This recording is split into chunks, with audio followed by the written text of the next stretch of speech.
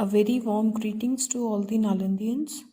Today we are going to continue with chapter number 13 of maths, that is money, and we are starting from page number 79, and this is our exercise 13.1. Starting with the first question, look at the price of each clay item. Circle the combination of notes and coins that can be used to buy the item. One is done for you. Children, इस question में आपको कुछ clay items दिए गए हैं, उनके price भी आपको दिए गए हैं, यानी कि उनकी कीमत आपको पता है कि ये 40 रुपीज़ का है और ये 55 रुपीज़ का है। अब इनको ख़रीदने के लिए चिल्ड्रन हमारे पास 40 रुपीज़ होने चाहिए एंड इसे ख़रीदने के लिए हमारे पास 55 रुपीज़ होने चाहिए। अब आपको इस क्वेश्चन में चिल्ड्रन नोट्स एंड कॉइन्स के कॉम्बिनेशन बनाने हैं एंड इन कॉम्बिनेशन से चिल्ड्रन हम 40 रुपीज़ बनाएंगे ताकि हम ये ऑब्जेक्ट खरीद सकें। इसी तरीके से children in notes and coins का कॉम्बिनेशन बनाकर हमें 55 रुपीज़ बनाने हैं ताकि हम ये ऑब्जेक्ट खरीद सकें। So let's do it. The first question is already done for you children, but let's see it once more. So इसकी कॉस्ट है 40 रुपीज़, यानी कि हमें इसको ख़रीदने के लिए 40 रुपीज़ चाहिए। सो इन कॉइन्स को एंड नोट्स को हम देख लेते हैं कि हमें 40 रुपीज़ हम कैसे बना सकते हैं। तो ये तो 50 रुपीज़ नोट है चिल्ड्रन, इसको हम नहीं लेंगे क्योंकि ये ज़्यादा हो जाएंगे। So this we have taken 10 and this is 20 rupee note. 10 plus 20 rupees is equal to 30। Then 30 अगर हम ये लेते हैं तो 35 हो जाएगा, लेकिन 40 नहीं होगा। तो 30 में 10 ऐड किया गया बच्चों, 30 प्लस 10 इज़ 40। तो इन दो नोट्स और एक कॉइन से हम 40 रुपीज़ बना रहे हैं। सो 10 plus 20 30, 30 plus 10 is 40। So in notes and coins की हेल्प से हम ये ऑब्जेक्ट खरीद सकते हैं। Now let's see the second part children. इसको खरीदने के लिए चिल्ड्रन हमें 55 रुपीज़ चाहिए। Now this is a note of 100, ये एक 100 रुपये का नोट है, तो ये ज़्यादा हो जाएगा। Then you can see that there is a 50 rupee note children, तो हमें 55 रुपीज़ चाहिए, तो हम एटलीस्ट ये 50 का नोट ले लेते हैं। एंड देन 5 रुपी कॉइन, क्योंकि हमें 55 चाहिए। So 50 plus 5 is 55। So let's take both of them.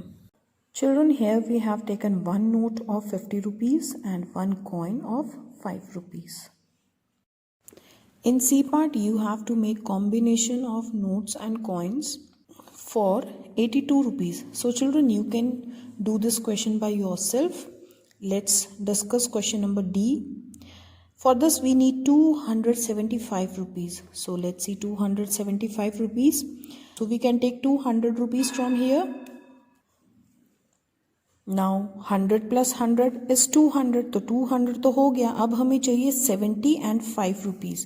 So 50, 60, 70, this is 70, 270। So 50 plus 20 is 70, तो ये टोटल हो गया बच्चों 270। बट हमें चाहिए 275। सो यहाँ से हम एक 5 रुपी का कॉइन ले सकते हैं। Now this amount is 275। तो ये ऑब्जेक्ट खरीदने के लिए चिल्ड्रन हमें इन नोट्स एंड कॉइन्स की नीड होगी।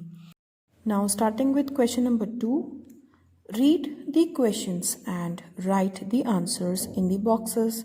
तो बच्चों, इसमें आप इन क्वेश्चंस को पढ़ेंगे और इनके आंसर्स आप इन बॉक्सेस में लिखेंगे। ए पार्ट से शुरू करते हैं।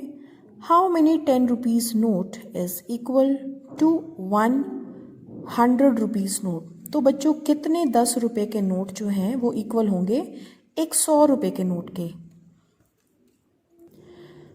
आप इसको दूसरे वर्ड्स में बोल सकते हो बच्चों कि एक 100 रुपये के नोट में कितने 10 रुपीज़ के नोट होते हैं।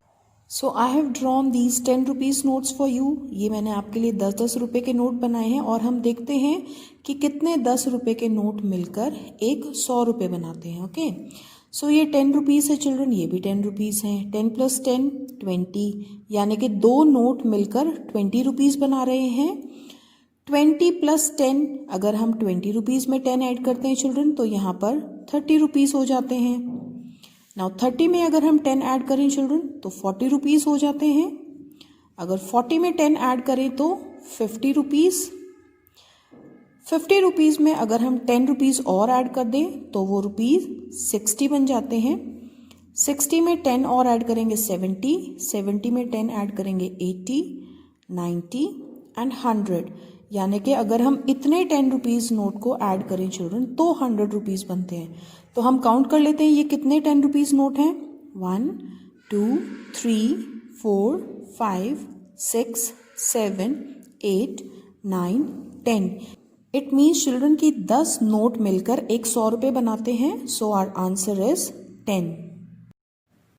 B part, how many 1 rupee coin is equal to 1 10 rupees, यानी कि कितने 1 रुपये के सिक्के मिलकर 10 रुपये बनाएंगे। तो ऑब्वियसली बात है 10 सिक्के होंगे तभी 10 रुपये बनेंगे।